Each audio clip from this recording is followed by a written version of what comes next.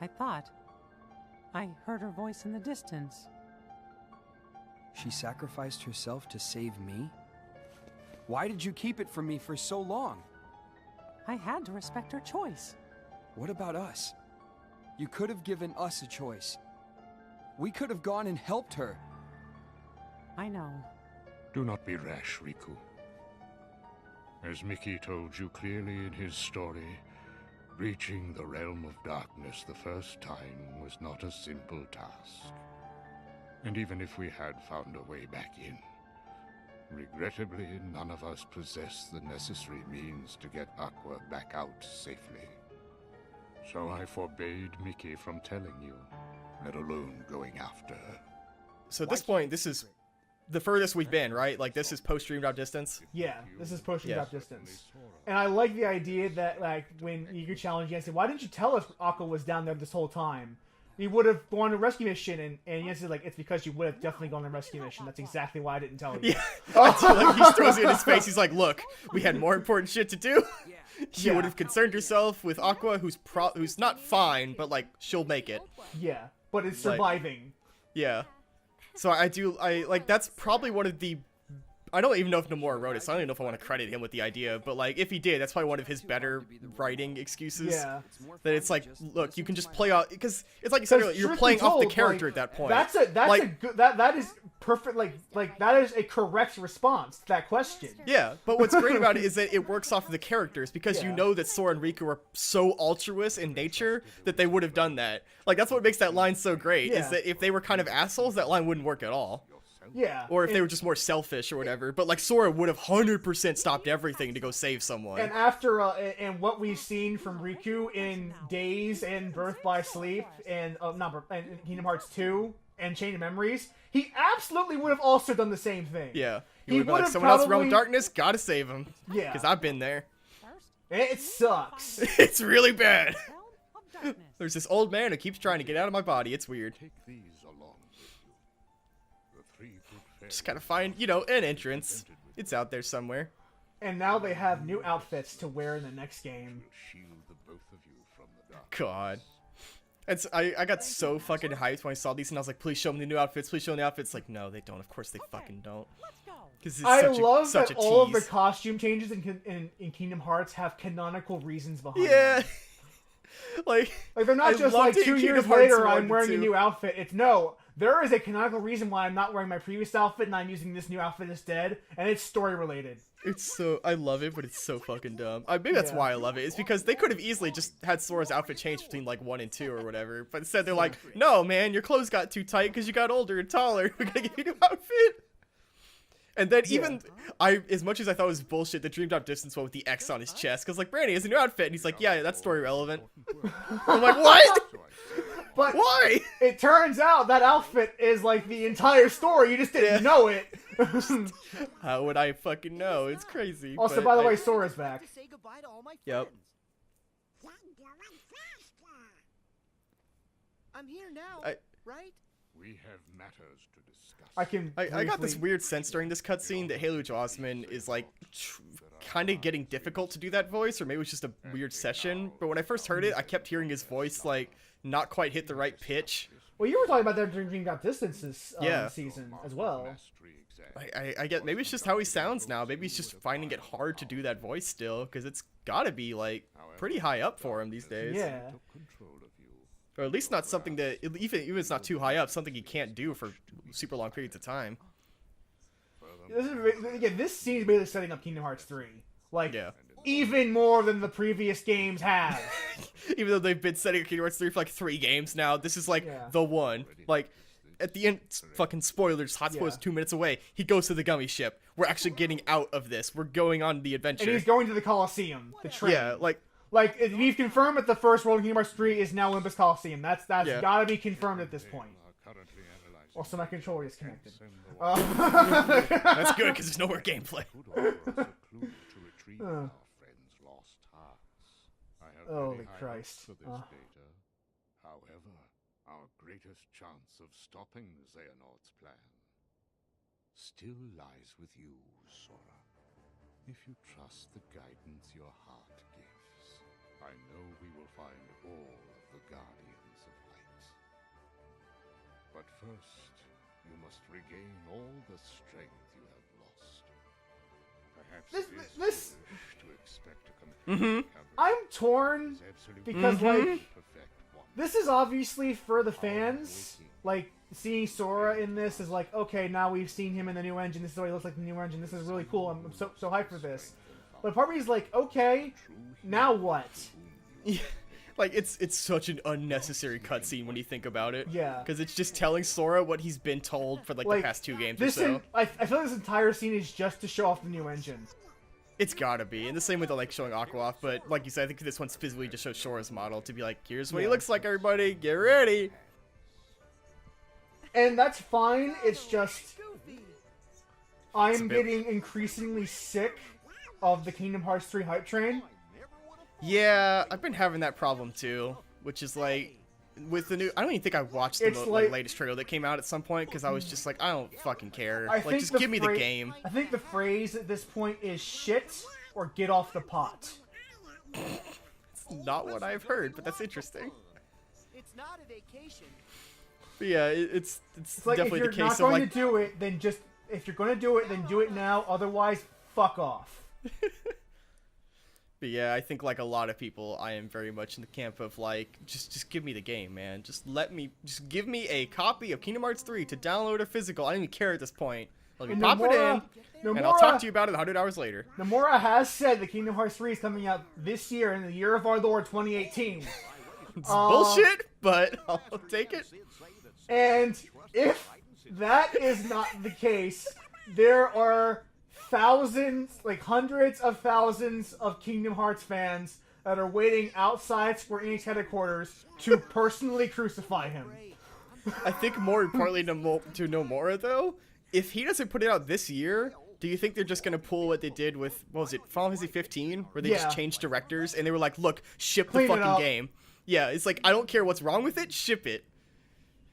Because Nomura definitely has like the Kojima Artur problem, which is like, it's done when it's done. It's like, that's great and all, but at some point you That's work for a great and company all, that needs a game made. But Like, then don't announce it 5 years before you're finished. Yeah.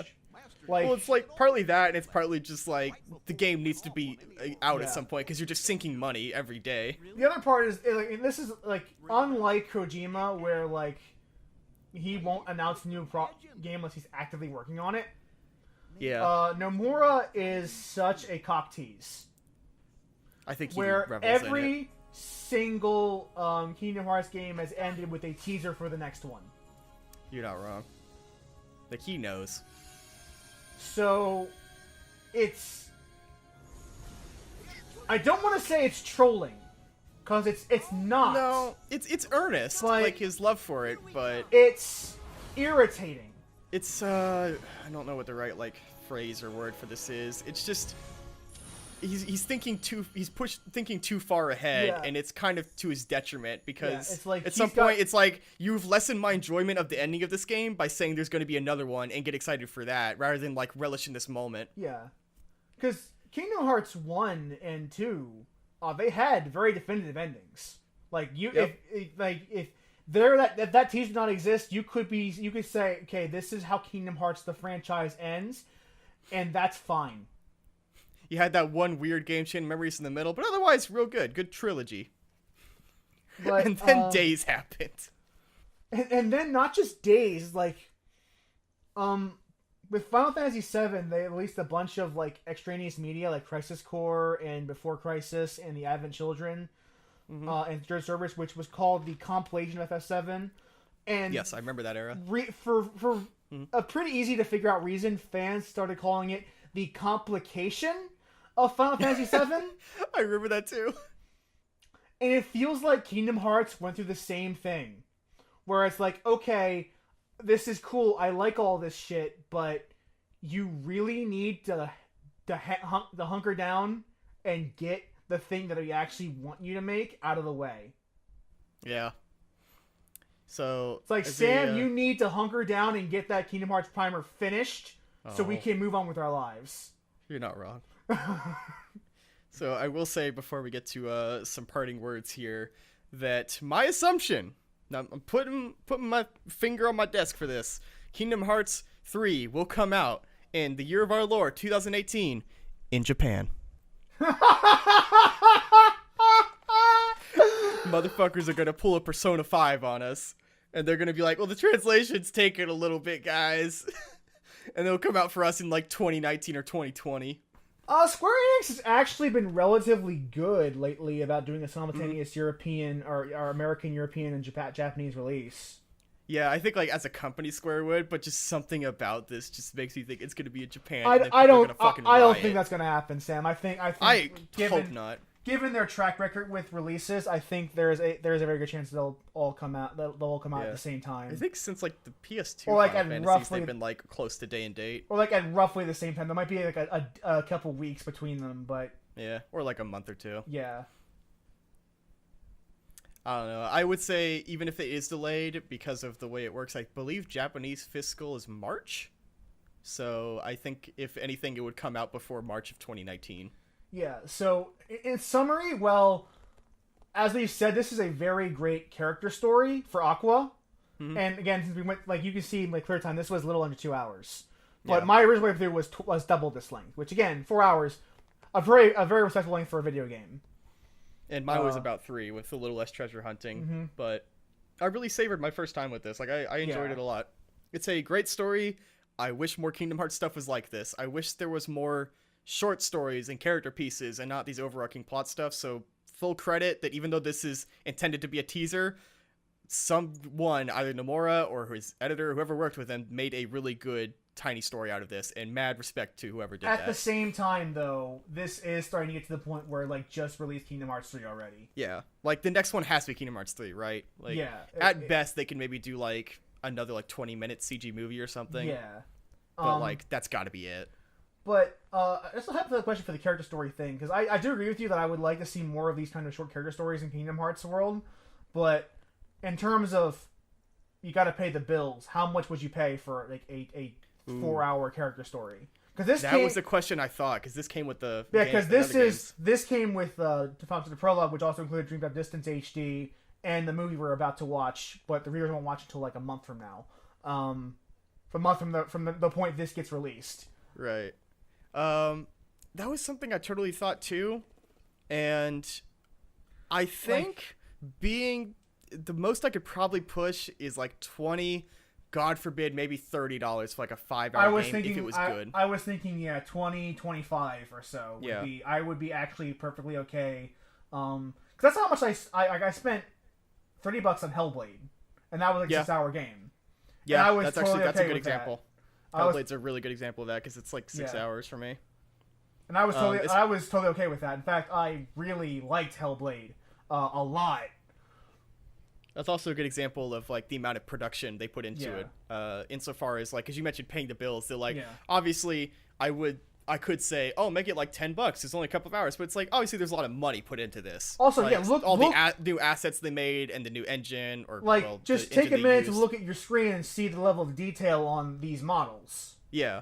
So in that sense, I would totally pay more just to have it have this look, and if it had like, obviously it has the XP limiter thing, and there's extra objectives to do. Like, it's a good. I would be game perfectly you can content rerun. paying $30 for this. Yeah, I would pay 20 to 30 for more of this rather than 60 for these like 30-hour RPGs that just have lots of bloat and extra stuff. And I'm like, just give me the simple stuff, man. Just give me just give me a game But about I don't know Lee if and a that's game about just- Roxas. I don't know if that's more emblematic of the where I am in my personal life, or if that's just my taste of video games has changed. See, I thought that too. Like, I don't know if younger me would have wanted more character pieces or not. Like, I don't know if I was ready for that when I was younger. Might be the problem. Also, a lot of that is that the gaming universe itself has changed. Yeah, the landscape has changed a lot in the past 2 decades for Where us.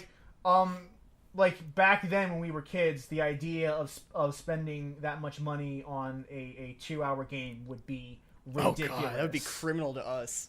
God, man, Like, the idea that you could squeeze out like a couple months out of a game sometimes is unbearable. Like that would have been the kiss of death for any game back then, no matter what demographic you're marketing towards. So I think a lot of it does have to do with like where we are in our lives. I think a lot of it also does have to do with the fact that the gaming sphere as a whole has changed in such a holistic way as to allow stuff like this to come out. Like, And I think like it we would mentioned- not be crazy for this to be a standalone game. Yeah, and I think as people have talked about before, that the gaming, the world of gaming storytelling, while not necessarily ever super childish, has definitely matured a lot in greater numbers over the years. In that, I don't know how much you could get away with a story like this back then. Not that it's terribly cerebral, but it's kind of dark, and It's very- about it's someone very losing inter- faith, basically. Yeah. Like, that's a pretty heavy topic. Also, to a lot of have this brought back up. Like, a lot of this is more implied than it is outright stated. Like, Yeah. a lot of what I said was me speculating based on what I saw in the story, which that's how I chose to interpret it. Yeah, and I think that plays a lot better in today's world, in the world of the past few years, in terms of all the media that's come out in film, Yeah. music, and video games than it has than it would have like a decade ago. Yeah, like, again, going back to Hellblade, like, Hellblade doesn't tell you a lot of the story directly. A lot of it is stuff that you have to read between the lines. Mm-hmm. But, yeah. So, I guess as a final parting thing, we enjoyed the game a lot. If you made it this far, we really hope you enjoyed this game. If you're just now joining us, you can go back and watch the older stuff, or just watch back cover with us. Yeah. And if you have rode with us since fucking Kingdom Hearts 1, then the ride's almost over, If guys. if you have been with us almost since done. Kingdom Hearts 1, hi Cody, hi Flail. It's good to see What's you. It's good to see you again. Yes. I actually have a couple more friends that watched it, but we'll see. I have a few Fairweather fan friends who say, like, I watch a couple of episodes that seem interesting, and I'm like, that's good. That's all I can but- ask. But yeah, like I said, if you're new to us for just this one game, we hope you enjoyed it, and talking about YouTube policies and stuff like that, as well as Kingdom Hearts. Anyway, I think it's time that Yeah. we move on to Kingdom Hearts.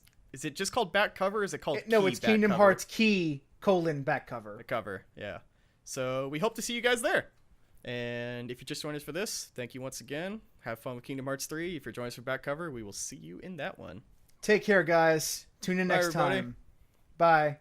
Bye.